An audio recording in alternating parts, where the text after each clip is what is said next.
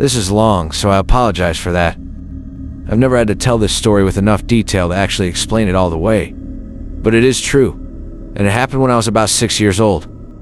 In a quiet room, if you press your ear against a pillow, you can hear your heartbeat.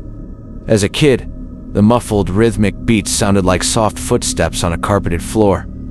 And so as a kid, almost every night, just as I was about to drift off to sleep, I would hear these footsteps, and I would be ripped back to consciousness, terrified. For my entire childhood, I lived with my mother in a fairly nice neighborhood that was in a transitional phase. People of lower economic means were gradually moving in, and my mother and I were two of these people. We lived in the kind of house you see being transported in two pieces on the interstate, but my mom took good care of it. There were a lot of woods surrounding the neighborhood that I would play in and explore during the day, but at night, as things often do to a kid, they took on a more sinister feeling. This, coupled with the fact that, due to the nature of our house, there was a fairly large crawl space underneath, filled my mind with imaginary monsters and inescapable scenarios which would consume my thoughts. When I was awoken by the footsteps, I told my mom about the footsteps, and she said that I was just imagining things. I persisted enough that she blasted my ears with water from a turkey baster once just to placate me, since I thought that would help. Of course it didn't. Despite all the creepiness and footsteps, the only weird thing that ever happened was that every now and then I would wake up on the bottom bunk despite having gone to sleep on the top. But this wasn't really weird, since I'd sometimes get up to piss or get something to drink and could remember just going back to sleep on the bottom bunk. I'm an only child, so it didn't matter. This would happen once or twice a week, but waking up on the bottom bunk wasn't too terrifying. But one night I didn't wake up on the bottom bunk. I had heard the footsteps, but was too far gone to be woken up by them.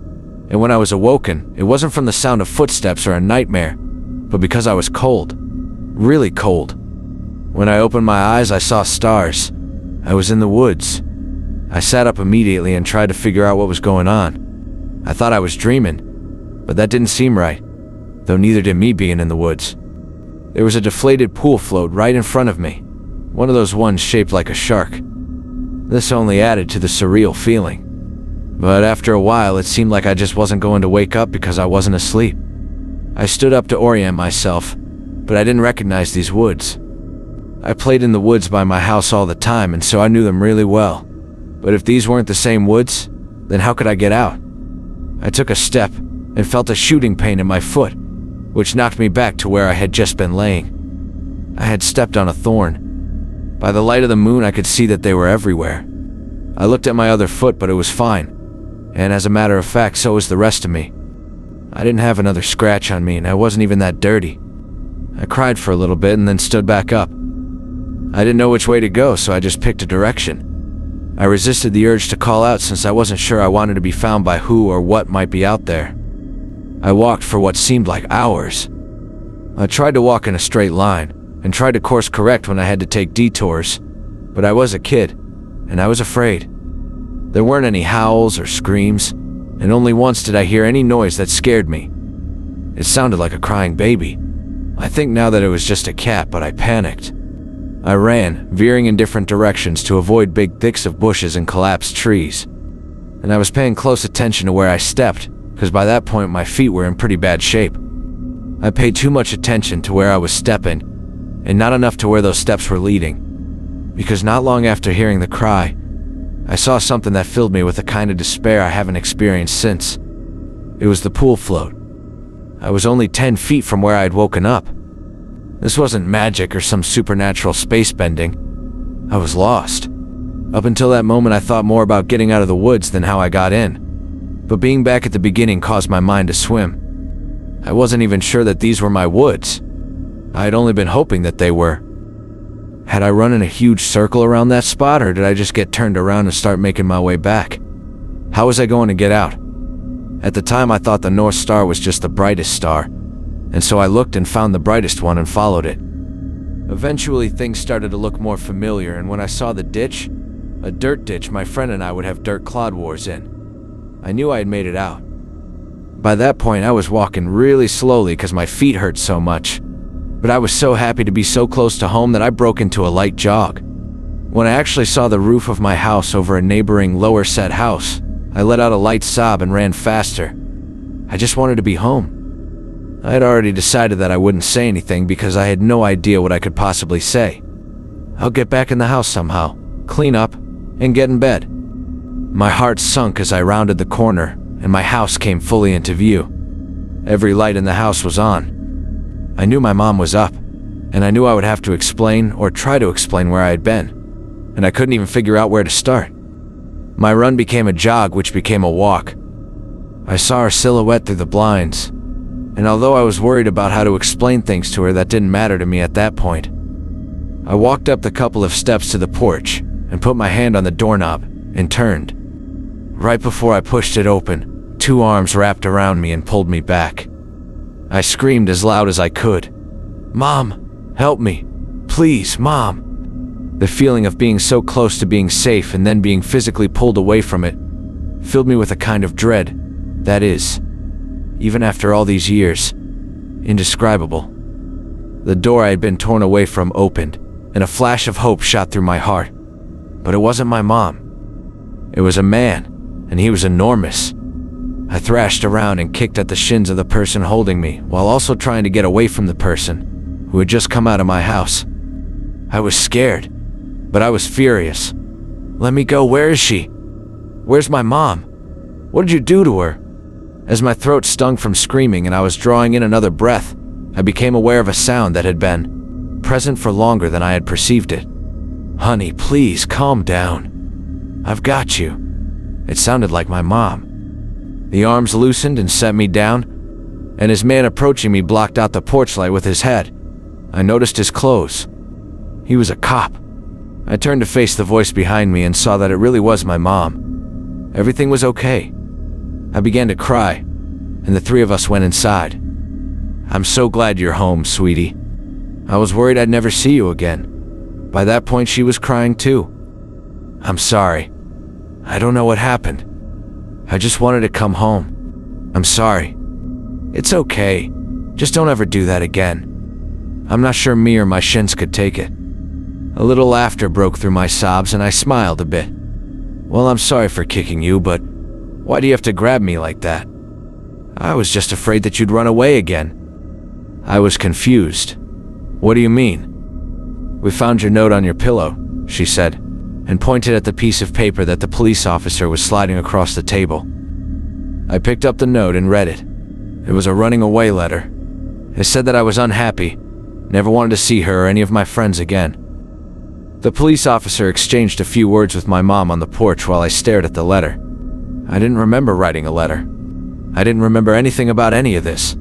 But even if I sometimes went to the bathroom at night and didn't remember, or even if I could have gone into the woods on my own, even if all that could have been true, the only thing I knew at that point was, this isn't how you spell my name. I didn't write this letter.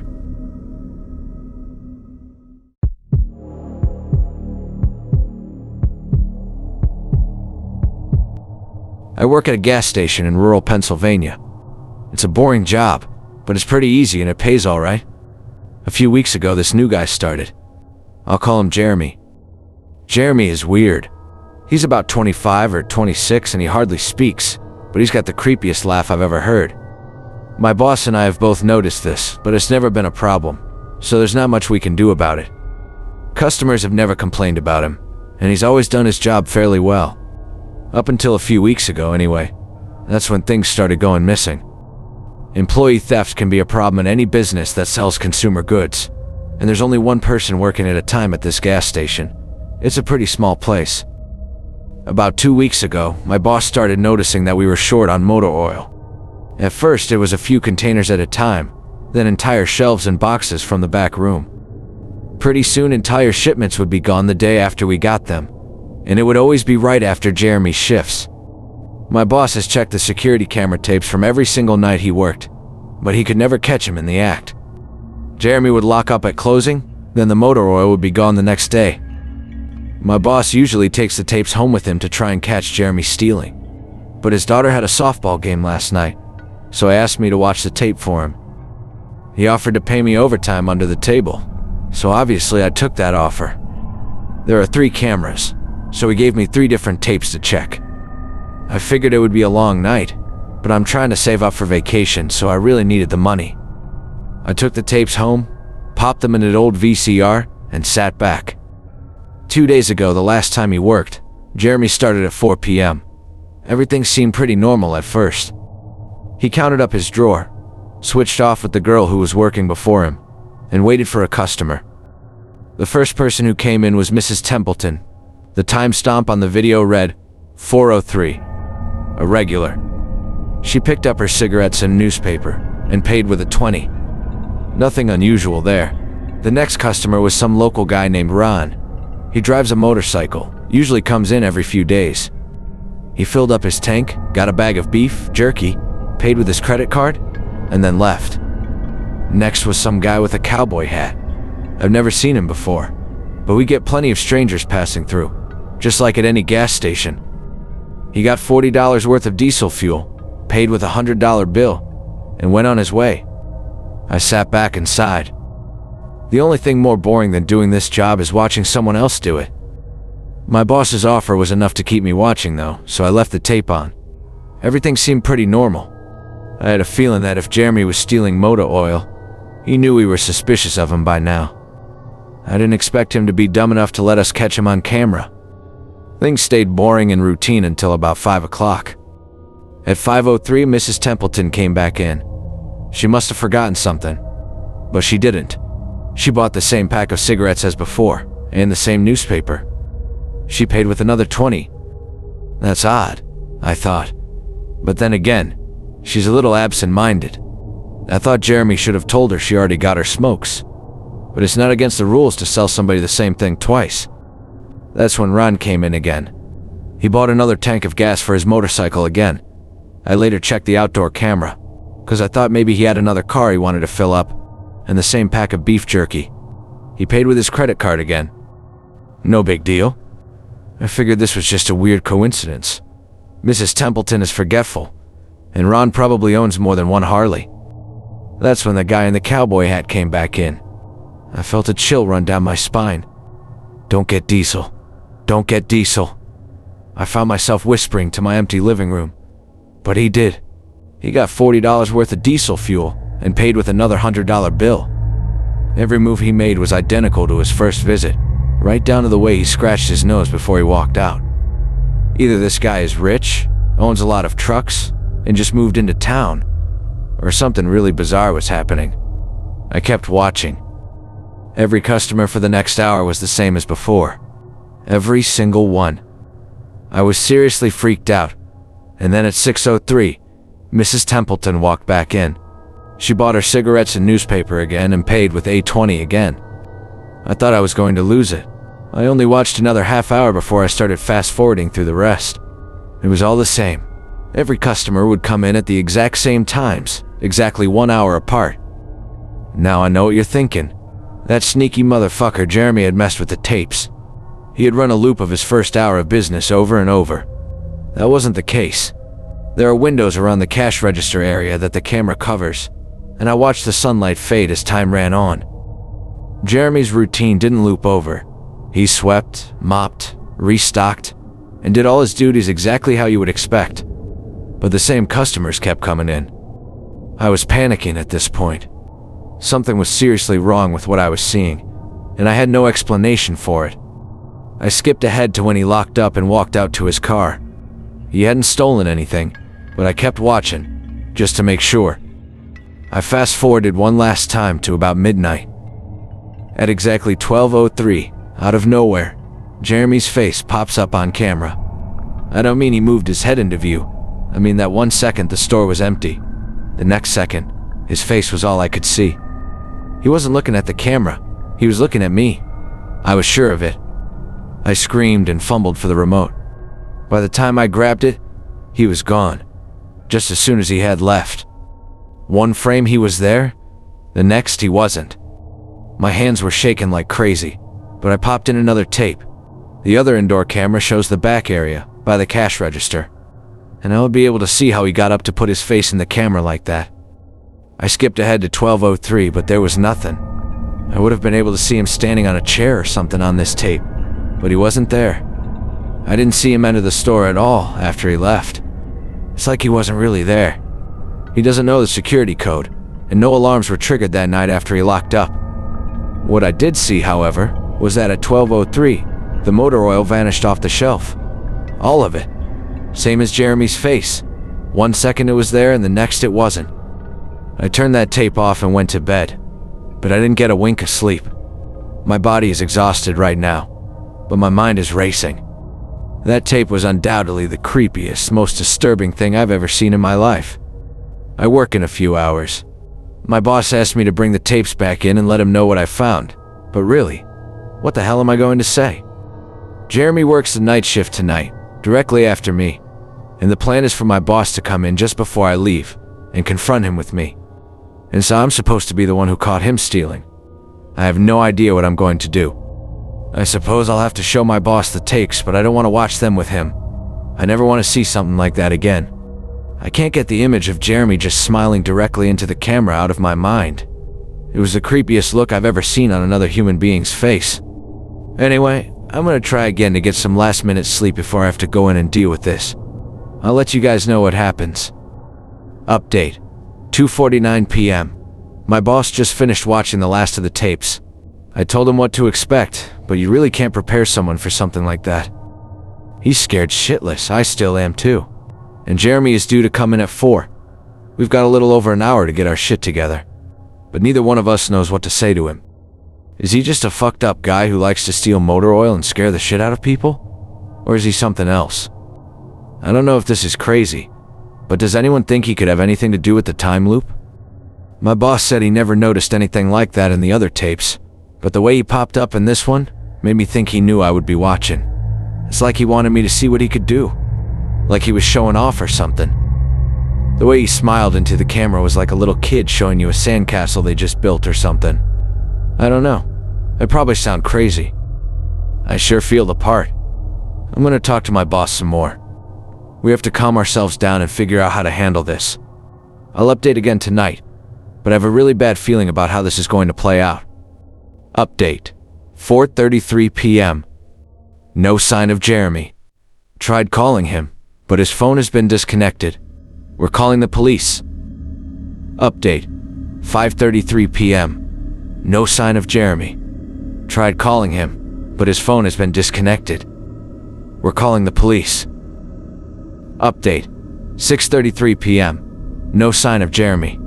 Tried calling him, but his phone has been disconnected. We're calling the police. Update. 7:33 p.m. No sign of Jeremy. Tried calling him, but his phone has been disconnected. We're calling the police. Update. 8:33 p.m. No sign of Jeremy. Tried calling him, but his phone has been disconnected. We're calling the police. Update. 10:58 p.m. Holy shit. Holy shit, holy shit, holy shit. I just got home and saw my previous updates. Things make less sense now than ever. Here's what I can tell you. I went to work. Jeremy never showed up.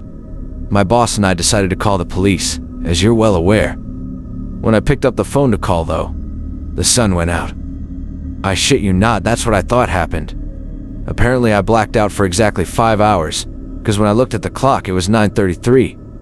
I think I got stuck in Jeremy's time loop, and then I snapped out of it at the exact point I blacked out, if that makes sense. But that's when things got really weird. My boss was right next to me when I blacked out, ready to corroborate my story to the cops. When I came to, the phone was in my hand, but it was dead. Not even a dial tone. My boss was still right there, but he wasn't moving. He was standing up, but frozen. I looked at the clock again, and it wasn't moving. The second hand was stuck on the 12. It was 9:33 exactly. The clock on the register computer screen wasn't moving either. My phone was frozen. There was even a customer at the register, waiting for my boss to get him cigarettes. I'm betting that would have been his 5th pack of the day. I got the fuck out of there.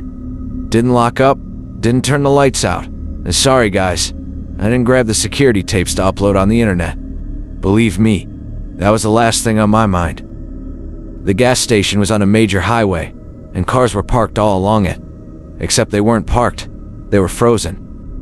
The people inside were sitting still as wax statues. I got in my car and prayed that it would start. Thankfully it did. About halfway home, time started up again. The static from the radio turned into music, like it's supposed to be.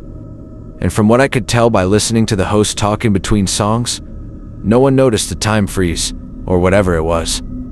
I was the only one. Well, I'm sure Jeremy noticed as well. I still have no clue where he is or what he's doing. I'm hiding in my room and calling the police again in the morning. I don't know if I ever got through to them before, or if I did, whether they took me seriously. I'm scared for my life at this point.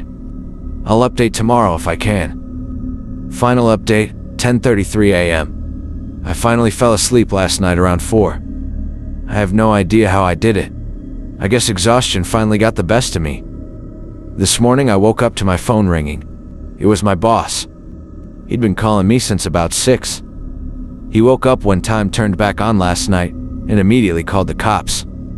They came by to see what was wrong and he told them everything. The police around here are all small-time guys. They were more concerned with the missing motor oil than anything. But my boss figured he would take it, as long as he had their attention. They decided to go looking for Jeremy. We keep all our employees' applications on file, and since Jeremy just started working here, his was easy to find. They checked the address on it and headed over to his house. You're not going to believe what they found. The address Jeremy listed on his application was an empty lot, or at least now it is. There used to be a house there, but it burned down in 1993. Being a small town, almost everyone remembers that fire. A family of 4 used to live there way back when. Rumor has it that they had an estranged son who they never really talked about, but I can't say for sure if that's true. What I can say is true is that after an insurance investigation, the fire was ruled an arson. The entire house was soaked in oil and torched with a Molotov cocktail. The entire family was sleeping when it happened. None of them survived. They never caught the guy who did it. Rumor has it that when they tried to contact the estranged son, no one could find him. Anyway, my boss called and told me this, and I freaked out. Then he asked me to come to the gas station. "What are you, crazy?" I said, but he assured me that the cops were there with him. Then he dropped a bomb.